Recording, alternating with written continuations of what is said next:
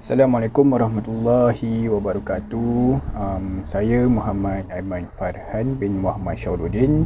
Pada hari ini saya akan menerangkan sikit mengenai peranan tamadun Cina dalam pembinaan budaya di Malaysia. Untuk peranan tamadun Cina yang pertama ialah amalan falsafah, iaitu yang pertama sekali ialah falsafah Confucianism. Mengikut Ghazali Darussalam, seperti yang dijelaskan oleh Isa Khalid dan Muhammad Azhar Abdul Hamid, multiracial masyarakat Malaysia terdiri daripada pelbagai kaum yang boleh hidup bersama dengan aman, damai dan berkongsi nilai universal yang wujud melalui falsafah Confucianism. Menurut Siti Munah, falsafah Confucianism ini telah diasaskan oleh Kung Fu Ze, iaitu tokoh peradaban Cina yang bertujuan meningkatkan moral dan menjaga akhlak setiap manusia. Beliau mempunyai pengalaman hidup pada zaman kekacauan dan penindasan dari pihak berkuasa. Oleh itu, beliau menekankan pembentukan akhlak terhadap 5 akhlak utama, iaitu yang pertama sekali ialah Ren, peri kemanusiaan. Yang kedua ialah Li, kesusilaan. Yang ketiga pula Yi, keadilan. Keempat Z, kebijaksanaan. Dan yang terakhir sekali, yang kelima ialah Zin, layak dipercayai.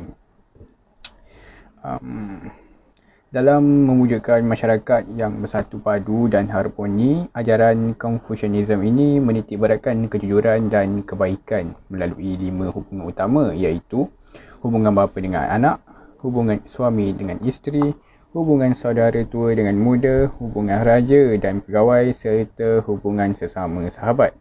Ajaran falsafah ini yang bersifat universal boleh diguna pakai oleh seluruh rakyat Malaysia agar setiap individu mempunyai perasaan tanggungjawab untuk menjadi baik.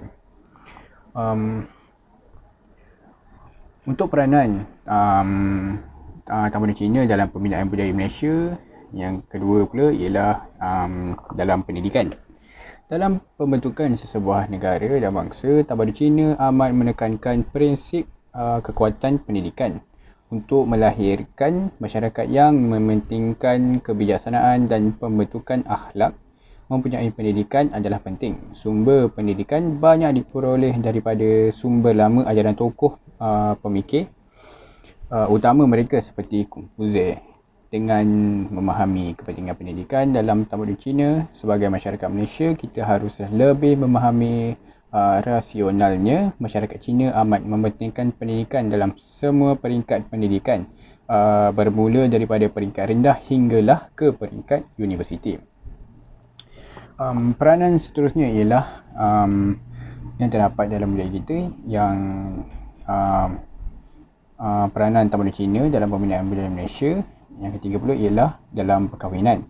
Menurut Ghazali Darussalam 2014, perkahwinan campur antara Cina dengan kaum lain seperti Melayu, India, Sikh dan paling banyak dengan Bumiputera Sabah dan Sarawak telah melahirkan satu komuniti yang bersifat saling ambil-mengambil dari aspek kebudayaan, bahasa, makanan, pakaian, amalan nilai, moral dan juga cara pemikiran. Ia juga akan menambahkan lagi kepelbagaian budaya yang diamalkan. Proses amalgasi dapat dilihat sekiranya kaum Cina yang menganut agama Buddha berkahwin dengan kaum India penganut Hindu dan anaknya hanya boleh memilih untuk menganut agama sehingga berumur 18 tahun. Peranan tamadun Cina ke atas budaya di Malaysia yang keempat pula ialah perayaan. Kaum Cina mempunyai pelbagai perayaan yang boleh disambut. Antara perayaan biasanya sama-sama yang dirayakan oleh pelbagai lapisan masyarakat di Malaysia ialah Tahun Baru Cina, iaitu sekarang lah Tahun Baru Cina kan, minggu ni. Okey. Untuk Tahun Baru Cina, perayaan Tahun Baru Cina ini juga digelar Tahun Baru Lunar atau perayaan musim bunga adalah merupakan satu perayaan utama dalam masyarakat Cina di Malaysia. Perayaan ini disambut pada hari kedua bulan pertama kalender Cina, seperti masyarakat Cina di Malaysia. Perayaan ini disambut pada hari kedua bulan pertama kalender Cina. Seperti masyarakat lain, kaum Cina menyambut kedatangan Tahun Baru dengan meriah kerana diyakini dapat memberikan kekayaan dan kelebihan kemakmuran kepada mereka. Sehari sebelum kedatangan Tahun Baru, semua ahli keluarga akan berkumpul untuk makan bersama-sama. Jamuan ini bertujuan untuk mengeratkan lagi hubungan mereka sekeluarga. Yang mereka kumpul ramai-ramai ini yang semualah ahli keluarga diorang yang dinamakan sebagai makan besar. Pada hari pertama, setiap orang akan menggayakan pakaian baru berwarna merah berwarna merah yang diyakini akan membawa tuah. Individu yang sudah berkahwin akan memberi angpau kepada anak-anak dan saudara mara yang belum berkahwin. Angpau berwarna merah membawa makna kesejahteraan yang berpanjangan. Sebagai makanan wajib, buah limau, mandarin dan kuih bakul mesti disediakan untuk jamu pada tetamu yang datang. Yang paling penting, pada hari pertama merupakan masa untuk menziarah ibu bapa ataupun ahli keluarga paling tua. Ucapan yang sering diungkapkan ialah Gong Si Fa Cai yang membawa maksud salam sejahtera dan murah rezeki. Terdapat juga keluarga yang mengundang tarian singa sebagai upacara simbolik untuk menyambut tahun baru sambil menghalau musibah dari rumah. Terdapat juga perayaan selain Tahun Baru Cina. Ada juga pesta Cap Goh Mei. Pesta ini kaum Cina akan menyambut Cap Goh Mei atau Yuan Zhaoji pada hari ke-15 perayaan ini. Hari tersebut menandakan hari terakhir bagi bulan penuh dan merupakan penutup kepada perayaan Tahun Baru. Ini juga yang perayaan pesta Cap Goh Mei ini juga berkait rapat dengan Tahun Baru Cina. Seterusnya pula ialah perayaan Kuih Bulan. Selepas Tahun Baru Cina, perayaan Kuih Bulan merupakan perayaan yang kedua penting untuk kaum Cina. Perayaan ini juga dikenali sebagai Pesta Tanglong atau perayaan musim luruh, iaitu Zongqiuzi.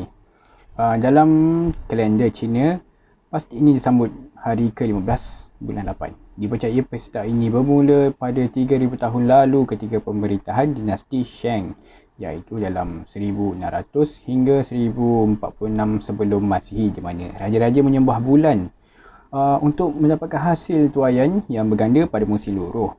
Semasa upacara penyembahan dilakukan, juadah seperti kuih bulan, akar teratai, buah-buahan, manisan dan barangan kosmetik seperti bedak juga dipersembahkan kepada Dewi Bulan yang bernama Chang'e. Ketika malam pesta berlangsung, mereka akan berharap membawa tanglong. Selain itu, asal-usul bermulanya pesta ini disambut ialah merupakan kemenangan orang Cina melepaskan penjajah Mongol di akhir dinasti Yuan. Nota rahsia telah disorotkan di dalam kuih bulan untuk menggulingkan kerajaan Mongol yang kejam kerana telah menindas orang Cina yang berketurunan Han.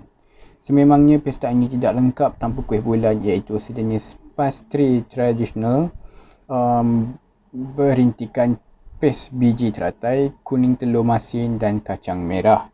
Walau bagaimanapun, kini terdapat pelbagai perisa inti menarik untuk dinikmati bersama keluarga kerana bentuknya yang bulat adalah simbolik kepada keharmonian keluarga. So kesimpulannya, sememangnya tidak dapatlah kita dinafikan bahawa kemasukan beramai-ramai orang Cina ke tanah Melayu oleh penjajah British telah membawa bersama tamadun dan budaya mereka. Ini telah memberikan kesan yang menyeluruh terhadap aspek politik, ekonomi, pendidikan dan juga sosial di tanah Melayu. Walaupun British dengan sengaja mewujudkan jurang perbezaan kaum dengan mengasingkan kawasan penempatan, namun kehadiran mereka ke tanah Melayu telah memajukan sektor ekonomi dan telah mewujudkan masyarakat majmuk yang kekal hingga kini. Setelah merdeka, kaum Cina telah diberi taraf kerakyatan dan menjadi warga negara Malaysia, dan secara tidak langsung budaya dan tamadun Cina juga turut berkembang. Walaupun masih tidak begitu memahami tentang budaya Cina, akan tetapi dengan 58 tahun kemerdekaan ini, akhirnya kita telah berjaya mengangkat perbezaan dan persamaan yang terdapat dalam tamadun Cina dengan tamadun Melayu. dan Indah di mana akhirnya telah menjadi sebati dalam masyarakat di Malaysia. Itu saja daripada saya. Terima kasih.